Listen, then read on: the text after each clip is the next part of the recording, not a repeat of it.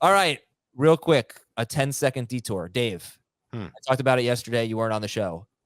Do you watch The Bear? It's about a restaurant, a beef restaurant in Chicago. It's made for you. No. Okay, watch it. Okay. Okay. Sounds like it was absolutely made for me. It's called The Bear, or it's called Watch This, You Fat Guy. I almost did not say guy there, too. I almost said a word that would have been very bad. All right, let's go to the wide receivers on our sleepers list. Dave's wide receivers are Brandon Cooks, Michael Thomas, and Juju Smith-Schuster. So earlier I had you rank Juju and Michael Thomas and Cortland Sutton. Dave has more wide receivers than that, but we'll start with these three because they're all around pick 100. But how would you rank Brandon Cooks, Michael Thomas, and Juju Smith-Schuster? In PPR, it's Thomas, Juju, Cooks. And in non-PPR, I believe I have Cooks, Thomas, and then Juju way down. Juju is not a good sleeper in non-PPR. But they're all candidates to get a lot of work and certainly score a decent amount of touchdowns and be good values for where you find them on draft day. Do we like Brandon Cooks? How do we feel about him? He had such a bad year last year. He's going to be 30 years old in September, but what a different situation he has.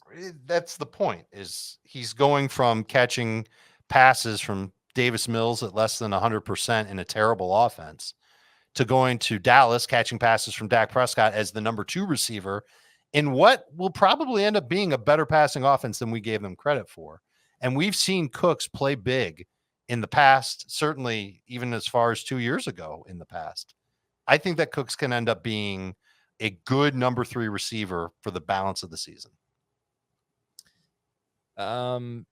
Yeah, Mike McCarthy's got a history, 13 seasons with Green Bay. They had 2 top 24 wide receivers 6 times. That's pretty good. I just worry about 2 things. One, Michael Gallup's having a great training camp, and how much of a factor is he going to be?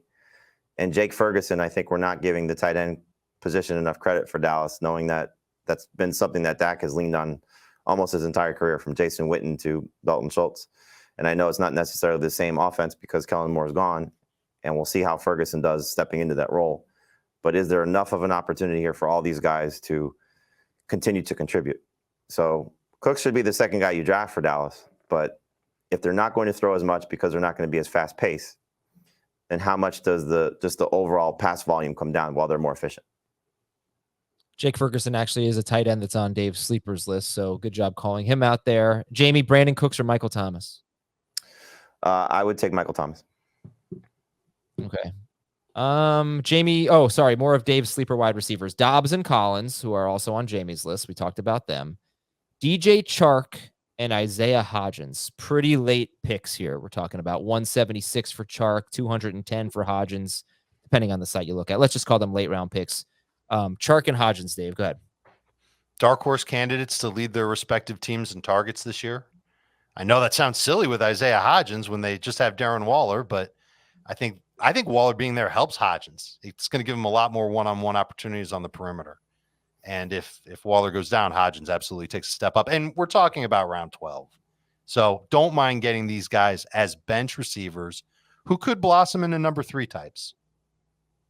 I really think Slayton is the Giants wide receiver to get, but I don't have a strong conviction on that. I think there'll be a lot of disagreement. It doesn't could be Shepard. I mean, could be Campbell, could be Paris Campbell. And so that's part of the problem with the Giants receivers, is that there are so many average to above average guys that it could be like 4 weeks of one, 2 weeks of another, 2 weeks of another. There's a lot of targets in that offense that can be decent. And I don't know if there's necessarily one that's like worth going after in a draft with one of your first 10 or 11 picks. But the one who at least has a different profile is Hodgins. He proved that he was a good red zone receiver last year. He's a big body on the outside. That's the one that I would lean toward, but it's with a disposable pick. Yeah. And as far as the Chark goes, I don't know how you guys feel about this. I understand Chark being the first wide receiver taken on the Panthers. But do you think he really has a chance to make a fantasy impact? Because I was thinking maybe he will be the best one, but maybe Mingo is the only one that might really make a difference for your fantasy team. I'm not sure how I feel about that. I don't want to discount DJ Chark too much, but he's had one really encouraging season and hasn't done much other than that. So I don't know. Jamie, what do you think about that philosophy in terms of drafting Panthers receivers? I mean, I would like to avoid it, but I think if you are taking a chance on someone, Chark would still be my favorite one as well. So I agree with Dave. But there was, this is before the Marshall injury. I was reading some recap. I forget where it was about their preseason game that Chark might be the one that comes off the field when they're giving Marshall or Chenault opportunities, which is not encouraging. So Thielen is kind of locked in to being their, sort of slot receiver, but the guy that they'll move around. Mingo, I think, is the one that they're going to give an opportunity to across the board. But Chark is the one that could be somewhat interchangeable. So we'll see. But I think just, based on where he's at age-wise and hopefully production-wise, he'd be the one that I would take a chance on first. Okay, how about Jamie's wide receivers? We talked about Sky Moore and Juju Smith-Schuster and Nico Collins and Romeo Doubs. So let's talk about two rookie wide receivers, Zay Flowers and Quentin Johnston. And who do you prefer? Oh, Flowers. I think he's a big riser for me over the start of training camp, mostly because of Rashad Bateman, how long he stayed on the PUP list. Like I said, when I go back to what I said about Dobbins, I'm really excited to see what this Baltimore offense is going to look like. I think Todd Monken's influence is going to be very beneficial for all these guys. And this is the one that they went out and targeted in the first round. Bateman still, the fact that he's off the PUP list is great, but, history of foot problems. Odell Beckham's 40 years old.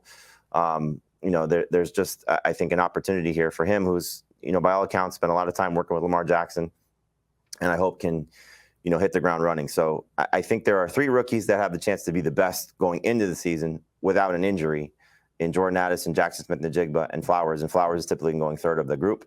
But he might be the one that's the first guy to be number one in his team in terms of targets from his position. Obviously, Mark Andrews is going to lead the team in targets, but first from his position. So he's a great guy to get right around pick 100 based on his ADP. I think this is another guy we're kind of cheating a little bit because he's probably going to be somewhere in the 80s by the time we get to most real drafts.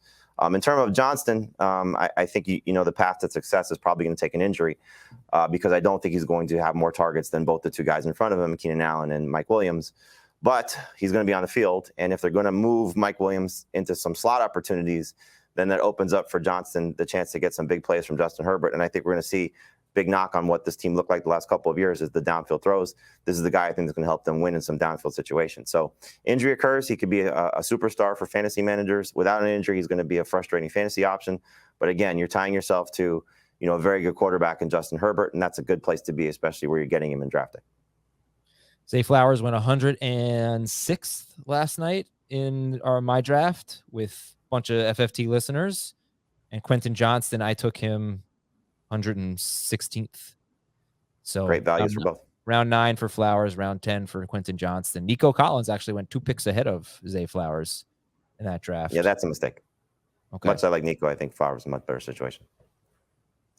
Do you think? Look, I mean, certainly, I think Flowers just looks like he's probably a much better player, but hopefully, based on where they drafted him and all the hype.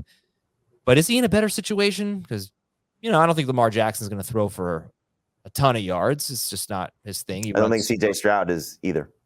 Right? Who's going to throw for more? Lamar Jackson or C.J. Stroud? Mm-hmm. Lamar Jackson. Jackson could run for 1,000+ yards. Not easy. That's not as much of a lock as it might have been before. Well, he was a 1,200-yard rusher, really, per 17 games, I'd say. So okay, I mean, maybe if it's 17 games, he can get to 1,000. It's just like I don't know what people are projecting for Lamar Jackson. I think the Ravens want him to throw more. I think they do. I think they've probably wanted him to throw more every year. This is well, not the first time. Fine, but over the last 2 years, he hasn't run as much as we would have liked as fantasy managers. Really? 5 touchdowns on the ground over the last 2 seasons? I'm not talking about touchdowns. I'm talking about yards. But I think if he plays 17 games, he's running for 800+ yards. Look, I am 100% expecting him to throw for more yards than C.J. Stroud, but yes. Collins probably has less competition than Flowers. Why am I even arguing this? You should definitely take Zay Flowers ahead of Nico Collins. I guess it's a matter of what do people expect of the competition around Zay Flowers. And based on the way they're drafting Odell Beckham, about 100th overall, they probably think he's got a lot of competition. I'm guessing you guys don't really feel that. Oh, he definitely has competition. Look, he's a rookie receiver that's going to take some time to develop in an offense that we've never seen before for Lamar Jackson. So there are a lot of things that are question marks, understandably so. I think if it was guaranteed that they were going to look a certain way, I'll just, again, speak for myself, the expectation of what I think this is going to look like, where they're going to be a better passing offense. Zay Flowers would be going leaps and bounds ahead of Jordan Addison and Jackson Smith and the Jigba. He'd be going close to, top 30 wide receivers. And as would Beckham would be being drafted sooner, and so would Bateman. But there's question marks. Is he the best one? Is Beckham going to give you one last year of great production? Is Bateman going to bounce back and fulfill his potential of what we thought, maybe going into last year when they got rid of Marquise Brown? So there's questions. Plus the fact that the best pass catcher is the tight end. So, how can you say confidently that this is going to all work, that Flowers are going to be better than them? And as you noted, Adam, the thing that makes us love Lamar Jackson is his running ability. So, when things fail, that's what he's going to fall back to. Yeah. Until he gets completely comfortable in the system. But even if he's still completely comfortable in the system, he sees a running lane and he knows he's going to get a 20-yard gain. He's going to take it. So that's what the complexity of this offense is. But it's also the beauty of it is that there's going to be so many different options for them to succeed. I think we're pretty much done here. We go to tight ends. We've talked about just about all of them: Kincaid, Laporta, Jawan Johnson, Jake Ferguson, and Luke Musgrave are late round picks. They're not top 200 picks. I think we have to throw Trey McBride's name in there, or any year 2 tight end maybe. But would you take Dulcich? I'm sure you'd take over Musgrave and Ferguson. Would you take McBride or Otten over Musgrave and Ferguson? No, I'm getting close to Ferguson over Dulcich as well. Dave, how do you feel about this group? Dulcich still ahead of him. Ferguson could be a good sleeper just because he's in that tight end role in Dallas. It's just going to be a little bit different this year because of what Cooks brings to the table, what Gallup brings to the table. CD is going to be CD. And we think Pollard is going to actually step up and catch a lot of passes. And if that's the case, I just don't know how much is going to be there for Ferg. Not feeling Trey McBride with Zach? No, when Zach Ertz coming off the PUP list, it was enough to make me run the other way on McBride. I get that, but in the spirit of the Ezekiel Elliott signing, Zach Ertz is going to be 33 years old in November and coming off a torn ACL. I would prefer McBride over Ertz, but again, it's very similar to these guys getting competition. Ertz is going to be a problem for McBride to reach his ceiling on the team that's either quarterbacked. Huh? Second half sleeper, maybe. I mean, you don't Great. Pick him up off the waiver wire in week 7. Have to draft him. I just want to have to draft him. He had tremendous receiving numbers in college. He's a talented player. What was he, a second-round draft pick? He was the Mackey Award winner. 55th overall pick. Year 2 tight ends. They take huge leaps. That really comes out of nowhere. Look at what Mark Andrews and George Kittle and Rob Gronkowski did as rookies just in terms of yards. I'm not saying he's them. Just saying that's what happens with year 2 tight ends. He absolutely would be on this list if Ertz was still on PUP. Right. And I think if Kyler Murray's healthy, it makes it a little bit easier to trust too. I mean, if Clayton Tune is the starter, are you going to trust somebody having a breakout season? No. I think it'd have to be, second half of the year. Ertz is barely playing. They're going with McBride. Kyler's back. You could see a scenario where he's making an impact. So just a name to know, I guess, for you out there. But if you're listening to our show for an hour and 10 minutes, you probably already know Trey McBride's name.